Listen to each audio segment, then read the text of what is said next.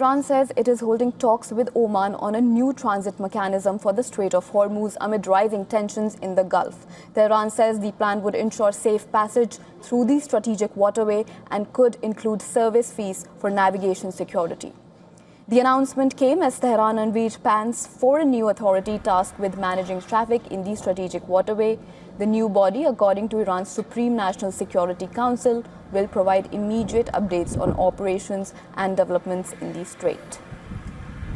Ibrahim Azizi, chairman of Iran's National Security and Foreign Policy Committee, said the country has drawn up a mechanism to regulate maritime traffic along a designated route.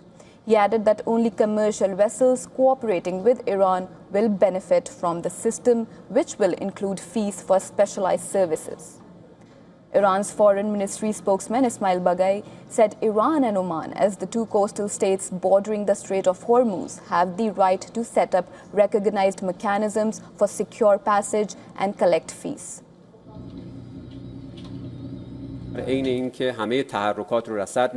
If Iran and Oman, as the two coastal countries bordering the Strait of Hormuz, establish internationally recognized mechanisms to ensure safe and secure passage through the strait, and this will have costs, and it's internationally accepted.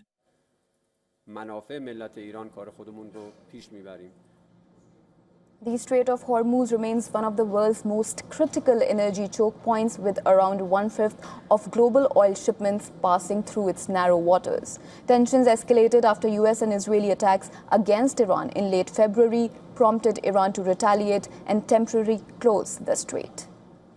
A ceasefire mediated by Pakistan took effect in April, but talks failed to secure a lasting agreement.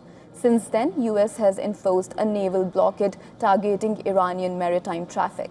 Iran's Fast News agency reported that despite the US blockade, a sanctioned tanker carrying liquefied petroleum gas successfully evaded US surveillance and reached Karg Island port, Iran's main oil export terminal in the Persian Gulf.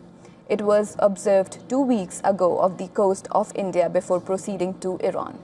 Iranian Foreign Ministry spokesman Esmaeil Baghaei said Iran has received US feedback on its latest peace proposal through Pakistani mediators, and talks between the two sides are still underway.